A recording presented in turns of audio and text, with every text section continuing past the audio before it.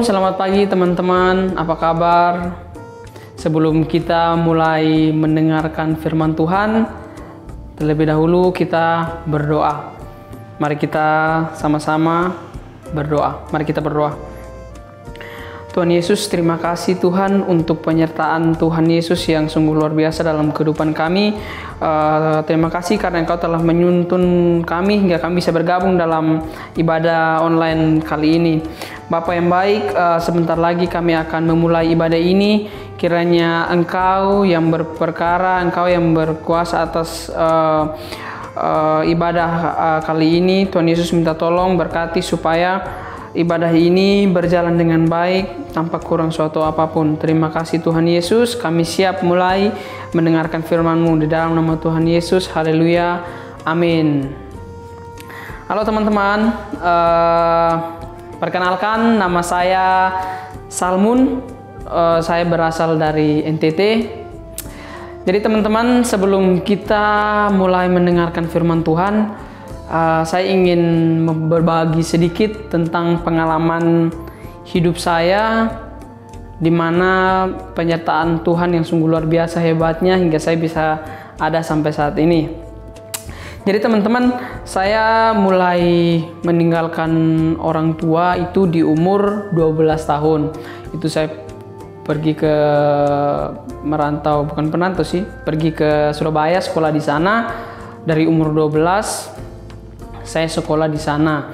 Nah, awalnya itu saya berpikir bahwa wah, kayaknya kalau sekolah di luar, maksudnya di luar kota tuh kayaknya enak banget ya, lihat di sinetron, di TV, keren-keren. Nah, proses untuk saya berangkat ke mau sekolah di Jawa ada kendala teman-teman. Jadi pas saya mau sekolah di Surabaya, ada saudara saya tinggalnya di Jakarta, katanya kamu jangan sekolah di sana, katanya ada banyak orang yang diambil untuk dijual katanya, terus dipekerjakan di lampu merah, minta-minta gitu-gitu. Terus saya sih nggak terlalu pikir kayak gimana, saya taunya pokoknya saya mau sekolah ke Surabaya. Sekolah kan saya belum pernah keluar kota, belum pernah ke Surabaya juga kan, jadi saya semangat gitu. Ya udah, saya pergi tanpa sepengetahuan saudara saya tersebut. Jadi saya pergi. Proses jalannya waktu, saya bersekolah di sana, ketemu teman baru. Nah, di sana di Surabaya saya bersekolah di sekolah formal sebelum saya sekolah homeschooling. Jadi di mana di sekolah formal itu saya mengalami hal-hal yang tidak mengenakan menurut saya, di mana saya ada pernah dibully, dikatakan yang tidak enak gitu, orang dari timur, pendek, hitam, hidup lagi. Nah, ada teman-teman yang mengatai saya seperti itu, tapi sisi lain saya mau marah, cuman ya sudahlah, saya tenang, saya biarkan aja mereka mau bicara seperti apa, karena saya tahu ya tujuan saya ke sini untuk belajar gitu. Ya udah, hari demi hari saya lalui, temen ejek, kemudian saya dibully juga saya pernah dibully, tapi ya sudah, saya menganggap semuanya itu tentang proses hidup. Saya lalui itu, kemudian setelah itu saya pindah ke homeschooling. Saya homeschooling, sekolah di rumah. Jalan waktu saya sekolah di rumah, asrama, tinggal hidup di asrama, sekolah.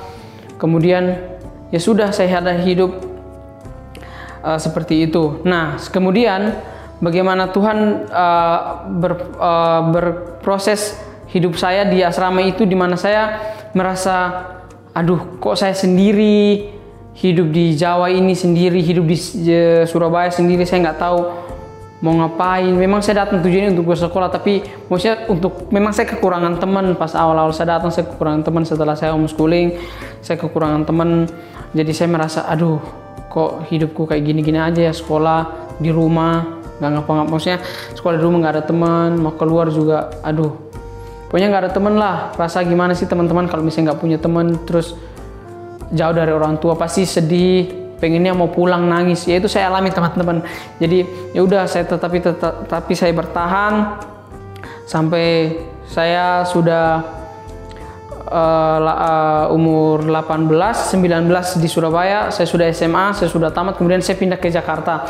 Nah, sampai ke Jakarta lagi urusannya beda lagi nih. Sama halnya dengan di Surabaya awal-awal datang, kangen orang tua, kepengen pulang. Ini saya alami itu, saya kepengen pulang aja gitu.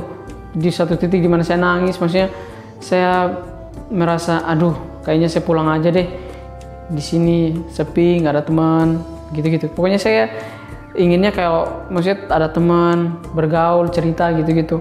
Nah tapi saya bilang ke diri saya sendiri, bilang ya sudah, tujuan saya ke sini kerja, sekolah, ya udah pulang, bangun daerah, kasih bahagiakan orang tua. Ya udah, setelah itu hari demi hari saya lalui. Tuhan Yesus bantu saya untuk di mana hari di mana saya lelah, di mana hari saya kangen orang tua, ingin pulang, tapi di situ Tuhan kuatkan saya lagi untuk tetap jalani hari sampai saya bertahan sampai saat ini. Puji Tuhan saya bisa bertahan sampai saat ini karena memang karunia dan kuasa Tuhan yang sungguh luar biasa. Jadi teman-teman, mari kita masuk ke pembacaan firman Tuhan di dalam kitab Yeremia pasal yang ke-29 ayatnya yang ke-11. Yeremia 29 ayatnya yang ke-11 yang berbunyi demikian. Sebab aku ini mengetahui rancangan-rancangan apa yang ada padaku mengenai kamu, demikianlah firman Tuhan, yaitu rancangan damai sejahtera dan bukan rancangan kecelakaan, untuk memberikan kepadamu hari depan yang penuh harapan. Jadi teman-teman, saya mau bilang kalau misalnya di sini Tuhan Yesus berkata kalau Tuhan Yesus memberikan kita manusia rancangan damai sejahtera, bukan rancangan kecelakaan. Jadi teman-teman, Tuhan Yesus pas mau menciptakan kita, Tuhan Yesus tuh udah tahu ke depan kita akan mau seperti apa. Jadi buat teman-teman, gak usah khawatir tentang masa depan teman-teman. Maksudnya gak usah khawatir adalah pasti Tuhan Yesus akan menyediakan. Tapi ada maksudnya bukan berarti kalau misalnya Tuhan Yesus menyediakan apa yang teman-teman mau, bukan berarti teman-teman hanya di rumah berdiam diri kemudian berdoa minta kepada Tuhan sampai Tuhan menjawab. Tapi teman-teman harus melakukan, maksudnya ambil tindakan gitu. Jangan teman-teman saya Tuhan Yesus ke depan saya mau sukses, tapi teman-teman cuma doa doang, nggak ngapa-ngapain. Nah, maka itu teman-teman harus berdoa dan melakukan gitu, supaya apa yang Tuhan Yesus firmankan itu tergenapi dalam kehidupan teman-teman. Nah, pasti dalam kehidupan teman-teman ketika teman-teman mengalami hari di mana hari penuh dengan kejengkelan, mungkin ada pasti ketika teman-teman menjalani hari tersebut, struggle, kemudian konflik gitu, pasti ada. Tapi yang saya mau bilang kepada teman-teman, tetaplah bersabar, izinkan Tuhan Yesus yang berperkara dalam kehidupan teman-teman. Kalau misalnya teman-teman marah, kita memang masih hidup dalam daging, tapi izinkan Tuhan kita bantu kontrol diri kita untuk bisa melewati masalah-masalah tersebut. Nah, di firman Tuhan juga mengatakan kalau seperti ini teman-teman. Jadi Tuhan Yesus tuh sudah memberikan kuasa buat kita loh teman-teman. Jadi kita jangan khawatir. Jadi di kitab Lukas pasal 19 firmannya seperti ini teman-teman. Sesungguhnya aku telah memberikan kuasa kepada kamu untuk menginjak ular dan kelajengking dan kuasa untuk menahan kekuatan musuh, sehingga tidak ada yang akan membahayakan kamu. Jadi di sini teman-teman, kita anggap saja ular sebagai masalah kita, kemudian kelajengking sebagai konflik terhadap orang-orang yang mungkin teman kita, konflik sesama kita mungkin. Tapi di sini Tuhan sudah memberikan kuasa gitu buat kita. Jadi kita memiliki power yang Tuhan berikan untuk bisa yang bisa kita lampaui gitu. Jadi semua yang teman-teman alami pasti Tuhan tahu. Jadi Tuhan kalau misalnya saya umpamakan, kalau misalnya teman-teman jalani hari kemudian di mana teman-teman mengalami sebuah masalah. Nah, masalah itu saya yakin kalau misalnya Tuhan kasih masalah itu tidak lebih besar dari kekuatan teman-teman. Jadi pasti teman-teman bisa menyelesaikan masalah tersebut. Kalau misalnya masalah tersebut teman-teman belum bisa mengalaminya, belum bisa menyelesaikan, berarti teman-teman mungkin perlu usaha dan perlu dorongan dari orang-orang terdekat, mungkin butuh doa atau bagaimana teman-teman, seperti itu. Jadi kalau dari saya teman-teman, izinkanlah Tuhan yang berperkara dalam kehidupan teman-teman. Jangan terlalu cepat-cepat untuk menyerah, jangan terlalu cepat-cepat untuk mengambil keputusan yang dimana membuat kita nanti akan menjadi jatuh atau seperti kita lemah, seperti itu teman-teman. Jadi dari saya teman-teman, tetaplah berjuang menghadapi dunia yang penuh dengan orang-orang pasti berkejaran gitu. Mereka pasti mau mencapai tujuan mereka. Nah, dengan mencapai tujuan mereka, tidak mungkin dong mereka ada mungkin beberapa orang yang mereka mencapai tujuan mereka bersama-sama, tapi ada juga yang senggol-senggolan gitu untuk mencapai tujuan ini. Jadi teman-teman tetaplah bertahan supaya teman-teman bisa sampai di ujung di mana Tuhan menyediakan rancangan yang luar biasa buat teman-teman tergapai teman-teman.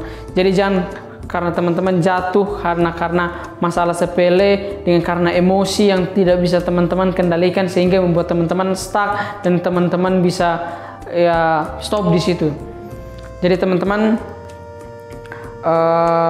tetaplah berjuang, tetaplah semangat dalam menghadapi dunia ini, tetap menghadapi orang-orang yang mungkin jengkel, mungkin teman-teman kesel, tetap semangat, karena mungkin saja itu adalah ujian dari Tuhan untuk mencapai tujuan teman-teman, seperti itu. Jadi libatkanlah Tuhan dalam setiap permasalahan teman-teman. Jangan bawa sendiri, tapi teman-teman harus ajak orang lain juga, maksudnya untuk bantu doa, misalnya kepada minta papa mama doa, orang tua atau teman-teman bisa bantu doa untuk teman-teman bisa melampaui hal-hal tersebut. Teman-teman, mungkin itu saja firman Tuhan hari ini. Jadi tema yang saya bagikan hari ini itu tentang penyertaan dan perlindungan Tuhan. Jadi teman-teman tetap semangat, percayalah kalau Tuhan itu tidak pernah berhenti bekerja dan penyertaan Tuhan itu selalu sempurna buat kehidupan teman-teman. Terima kasih, demikianlah firman Tuhan. Mari kita tutup di dalam doa, mari kita berdoa. Tuhan Yesus, terima kasih untuk firman-Mu pada pagi hari ini. Kami percaya bahwa tuntunan Tuhan dan penyertaan Tuhan tidak pernah berhenti dalam kehidupan kami. Kami berdoa supaya apa yang kami kerjakan Tuhan Yesus buat berhasil. Kami berdoa juga buat kedua orang tua kami, dimanapun mereka berada. Tuhan Yesus berkati orang tua kami. Tuhan Yesus berkati usaha mereka, apa yang mereka kerjakan Tuhan Yesus buat berkati juga Tuhan. Berkati juga bangsa dan negara kami. Berkati Pak Jokowi dan Wakil Presiden. Tuhan Yesus berkati jajarannya semua. Tuhan Yesus berkati, biarlah apa yang mereka kerjakan untuk negara ini semua memperoleh hasil yang baik untuk kebaikan negara ini. Terima kasih Tuhan. Kami juga berdoa buat pandemi ini Tuhan. Bapa, kiranya Engkau yang bekerja, Engkau yang bertindak atas pandemi ini. Kiranya pandemi ini, virus ini bisa dapat hilang dari negara kami Tuhan, supaya kami bisa kembali berkumpul dengan orang-orang yang kami kasihi dimanapun mereka berada. Terima kasih Tuhan Yesus, berkati orang-orang yang kami kasihi dimanapun mereka berada. Tuhan Yesus jaga, Tuhan Yesus lindungi mereka. Terima kasih Tuhan Yesus untuk hari ini, di dalam nama Tuhan Yesus. Haleluya, amin. Terima kasih teman-teman, shalom.